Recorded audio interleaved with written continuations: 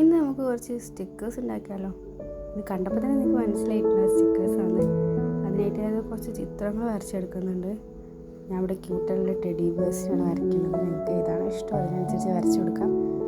എന്നിട്ട് ഇതുപോലെ കളർ ചെയ്ത് കൊടുക്കാം. ഞാൻ പെൻസിൽ കളറാണ് യൂസ് ചെയ്യുന്നത്. സ്കെച്ച് യൂസ് ചെയ്യുന്ന സമയത്തൊരു ഫിനിഷിങ് കിട്ടാത്ത പോലെ തോന്നി, അതുകൊണ്ട് പെൻസിൽ കളർ എടുത്തതാണ്. നിങ്ങൾക്ക് ഏതാണോ ഇഷ്ടം അതിനനുസരിച്ച് കൊടുക്കാം.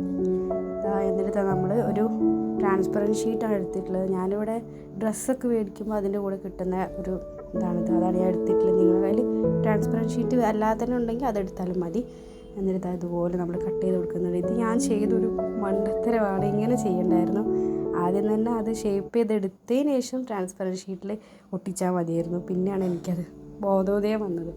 അപ്പോൾ വീണ്ടും നമ്മൾ ഒട്ടിച്ച് കൊടുത്തിട്ടുണ്ട്. എന്നിട്ട് ഇതുപോലെ ഒന്നും കൂടെ സെലോ ടേപ്പൊക്കെ ഒട്ടിച്ച് കൊടുത്തിട്ട് കട്ട് ചെയ്തെടുത്തിട്ട് ഇങ്ങനെ പറിച്ചിട്ടുണ്ടെങ്കിൽ ക്യൂട്ടായിട്ടുള്ള സ്റ്റിക്കേഴ്സ് റെഡി. Thank you.